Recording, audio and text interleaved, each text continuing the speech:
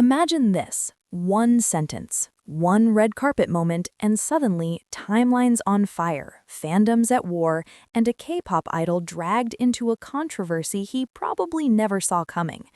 January 10th, the Golden Globes, Hollywood energy, cameras flashing, history being made.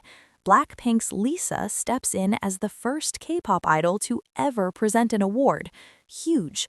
And right beside that milestone, another quiet but important first.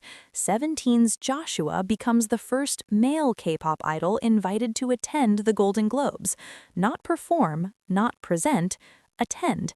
That alone says something about where K-pop is heading globally.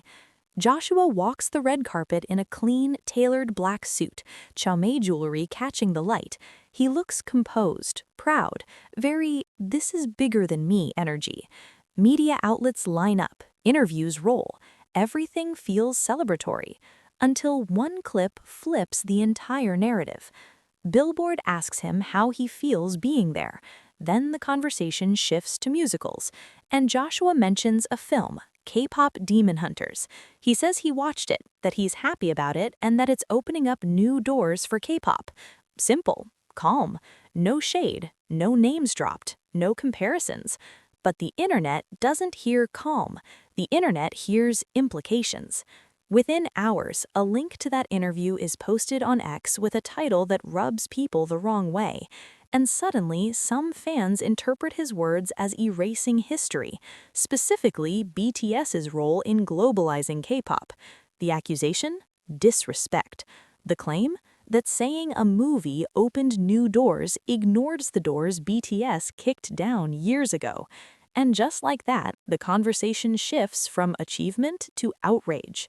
The post gets deleted, the video goes private on YouTube, which, let's be real, only pours gasoline on the fire, because when something disappears online, people don't forget, they assume guilt.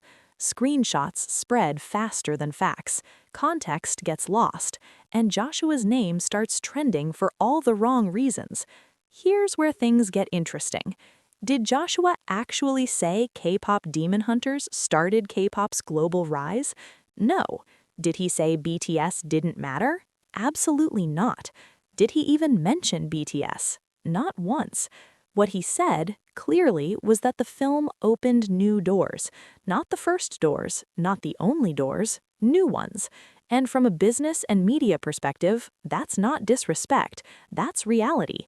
K-pop didn't grow in one wave, it grew in phases. TV appearances, stadium tours, streaming dominance, award shows, and now films, animation, Western pop culture integration, different entry points for different audiences.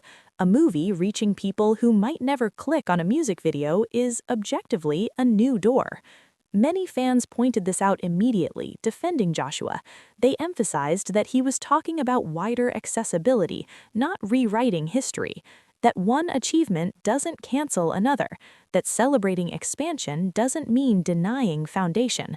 But fandom culture doesn't always reward nuance. This situation exposes something bigger than one interview.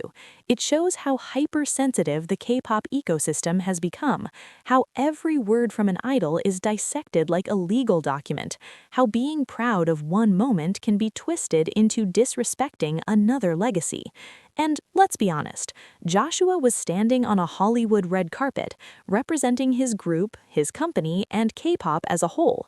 Expecting him to deliver a perfectly footnoted history lesson under flashing lights is unrealistic. If anything, this moment proves how powerful K-pop has become. When success is this global, the stakes are higher, the narratives are guarded, and fans are fiercely protective of the paths their idols paved. Joshua didn't disrespect BTS. BTS's impact isn't fragile enough to be erased by a single sentence. Legends don't disappear because someone celebrates progress. The real takeaway? K-pop is no longer fighting for recognition, it's negotiating legacy. And that's a very different battlefield. Now, I want to hear your take. Was this blown out of proportion, or should idols choose their words more carefully on global stages? Drop your thoughts in the comments, subscribe to Daebak Daily for real conversations beyond the headlines, and watch our other videos if you want the full picture, not just the viral clip. Before we end this video, I want to speak as a fan, not as a headline, not as a stan account, but as someone who loves both BTS and 17 deeply. If you're ARMY, you already know this. BTS didn't just open doors, they blew the walls down. They carried K-pop on their backs when Western media laughed at it, dismissed it, or reduced it to a trend. They took the hate, the xenophobia, the impossible standards, and still showed up. Stadiums, Grammys, the White House, global culture. That legacy is permanent, untouchable. No interview, no movie, no sentence can ever erase that, period. And if you're a carrot, you know this too. 17 didn't take shortcuts. They built their name brick by brick, self-produced, self-made, relentless. Joshua didn't walk that Golden Globes carpet alone. He walked it carrying his members, his fandom, and the work they've put in for years. That moment wasn't about competition, it was about representation, about seeing K-pop exist naturally in spaces where it was once invisible. Here's the truth some people don't want to hear. K-pop is not a one-group story. BTS wrote a massive chapter. 17 is writing theirs. Other artists will write the next ones. That's not disrespect. That's growth. That's evolution. That's how movements survive. Turning idols against each other over misunderstood words only benefits one thing: division. And division has never served K-pop. Not in the early days, not during the hardest battles, not now when the world is finally listening. As an ARMY, I don't need BTS to be mentioned in every sentence to know their impact. As a carrot, I don't need Joshua to apologize for celebrating new opportunities. Both truths can coexist. Both fandoms can coexist. And honestly, they should. Because at the end of the day, this isn't about who came first. It's about who's still standing, still creating, still pushing forward together. So let's protect our artists without tearing others down. Let's be loud about love, not just outrage. And let's remember why we fell into K-pop in the first place: the music, the passion, the connection.